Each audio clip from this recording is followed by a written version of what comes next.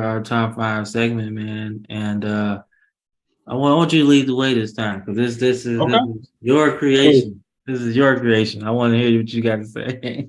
so it's really cool trying to do these top fives because you want to, when you're doing divisions, you want to make a top five that really suits the teams, the history, and the division as a whole. And man, this one you could have went almost any kind of way, but we don't like to repeat things over and over. We want to try to be creative and mix things up. So I mean, dude, today we're going to do a top five of the greatest tight ends in the AFC West history. Man, there are a bunch of really great players, and I feel like there are a clear cut one and two. But man, there's so many big names you could put on this list. I'm going to list my names, and he's going to list his. And you guys, man, let us know what you guys think. If y'all would put it in different kind of order, or maybe if we miss somebody or anything like that, man, feel free to let us know. We're definitely open to criticism. So, my number five, I've got Kellen Winslow with the Chargers. Kellen Winslow Sr. I think, especially back when the Chargers, nobody talks about how good the Chargers were in that era, man. They were really, really good. They just couldn't get over the hump. I mean, the guy's got 3 first-team All-Pros and 5 Pro Bowls, consistent, put up stats, get yards, touchdowns. I've got him at 5. Not too much else to say besides that. Now, this one, I don't know how you're going to feel about this one. I could have easily put him at 3. Man, I could have almost put him at 2, but I've got him at 4, and that's Travis Kelce. Okay. Okay. Dude, one of the most and by the time he retires, he might be at 1. I mean, Travis Kelce is an animal. Yeah. Coming from a Patriots fan, I'm all about Rob Gronkowski, but man, Travis Kelce, he's going to play longer.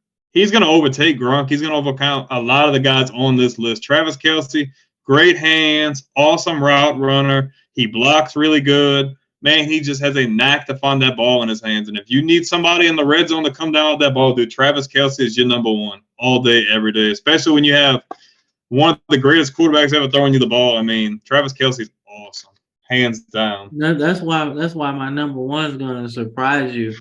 If you pick somebody other than who I picked, I'd be surprised. But I probably wouldn't argue with you, though. My number 3, I've got Shannon Sharpe at 3.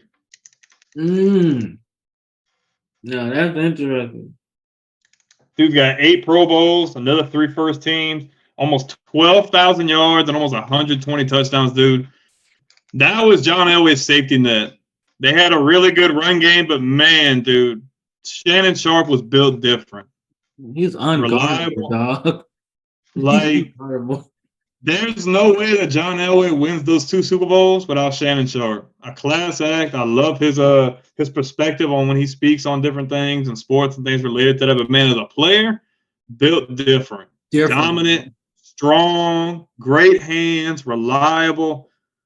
Hey, it's crazy. He's the little brother, though. He's a little brother. Yeah, he's the little brother. And his brother was a Hall of Famer. He should be in the Hall of Fame. Hopefully, at some point, he gets voted in. But dude, Shannon's a really cool dude. Yeah. Everybody calls him Unc. What's up, Unc? But man, Shannon's Hall of Fame tight end, one of the best ever, dude. I've got him at 3. Okay. Man, this next guy, dude, his rise to fame is crazy. I've got Antonio Gates at number 2. Okay. Yeah, a former basketball player, dude. His stats are unreal. He's got 6 first-team All-Pros and 14 Pro Bowls. Dude, the way this guy dominated in an era where he had Phillip Rivers, he had LaDainian Tomlinson on the same team. They had a plethora of receivers, but man, Antonio Gates was just he was fast. He could catch.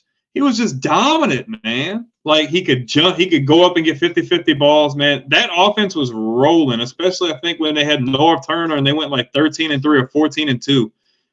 He was one of the main focal points of that offense. And just, I don't remember a point where I was ever like, well, Antonio Gates isn't the same. Like, I don't feel like he ever fell off as a player. I felt like he was just consistently good through his entire tenure with whatever dysfunction.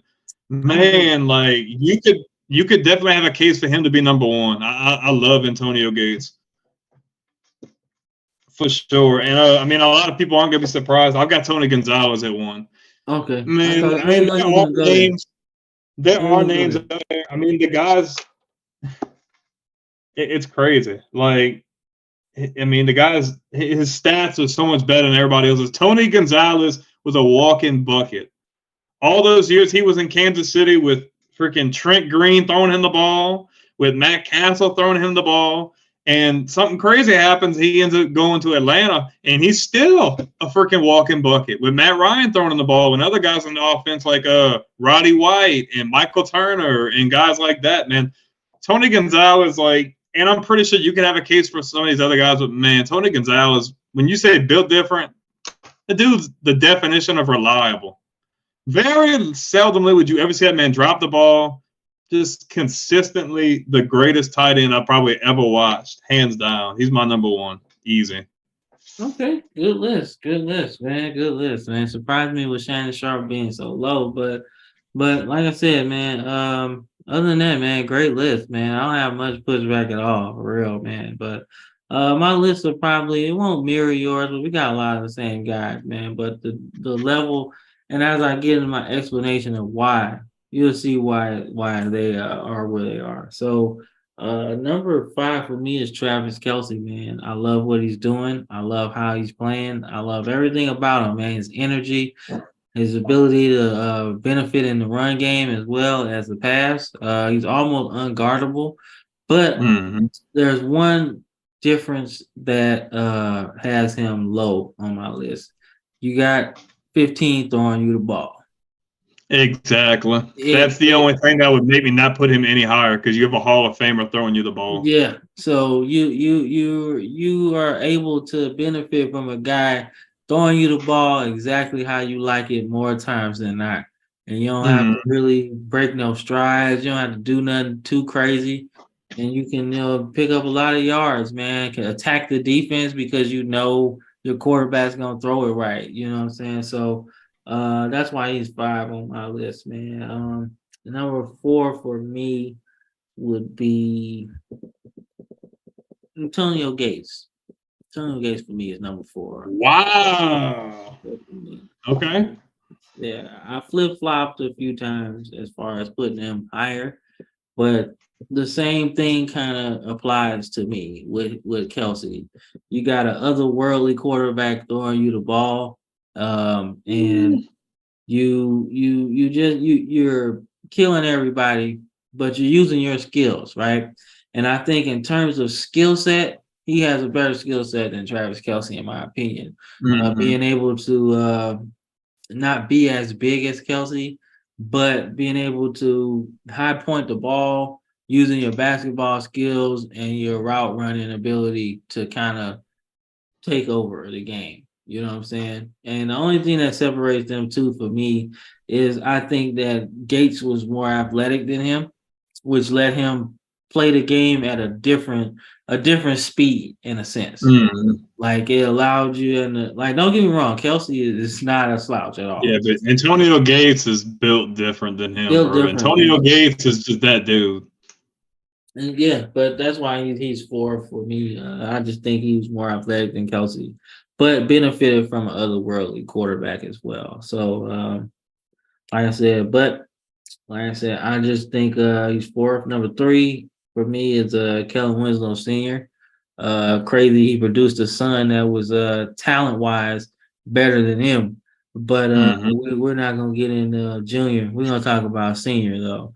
Senior, man, talk about a guy that made it easy for the other 2 guys on my list. He revolutionized it, man. I think in terms of tight ends, man, there's an evolution, man. There's John Mackey. I think he was the first dominant tight end to me. And then there is Ozzie Newsome. I think he was the next evolution of the tight end. And then you got Kellen Winslow, man. I think he was the genesis of the vertical tight end to me. Like I said, those other guys, Mackey and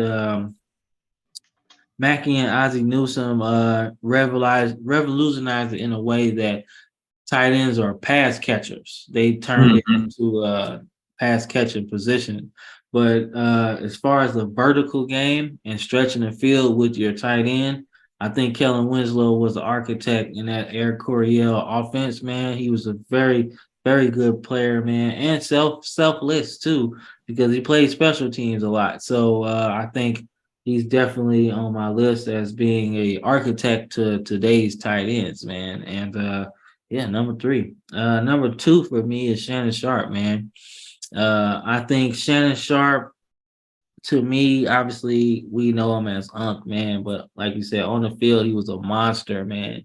I think he was probably just as unguardable as somebody else on my list, but I just think the fact that he had an otherworldly quarterback, but it didn't matter because he was already in the secondary when John Elway was about to throw the ball.